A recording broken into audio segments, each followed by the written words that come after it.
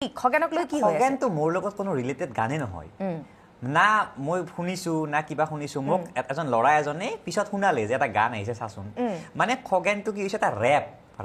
rap সংটো হৈছে অলপ নলবেৰীয়া বৰপেটীয়া ঠাচৰ এটা ৰেপ সং এনেকুৱা এই ৰেপ সংটোৰ মাজত মই যেটো হে দোস্ত বুলি কওঁ তাতে মানে দুটা মানে এনেকুৱা শব্দ আছে হে দোস্ত মোৰ তিৰি পলে গেল বলো হে দোস্ত এনেকুৱা টাইপৰ আচ্ছা তাৰ পাছত আৰু মই কি হয় মই মানে নতুন এনেকুৱা বস্তুখিনি খুব ভাল পাওঁ সি যেটো ৰেপ কৰিছে ন সেই ৰেপটোৰ মানে গোটেই বস্তুখিনি মানে মানে সেই আৰু একবাৰ শুনিলে শুনি থাকিব পাৰি মানে আচ্ছা এটা ৰেপ মানে মই ৰেপ সং বহুত শুনো মানে ইমিনেম হৈ গ'ল মানে ৰেপ বহুত শুনিছিলো সৰুতে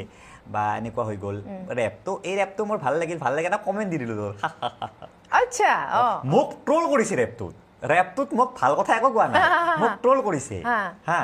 যে হে দোস্ত কিবা কিবি কৈছে তাতে অলপমান বাৰু স্লেঙো আছে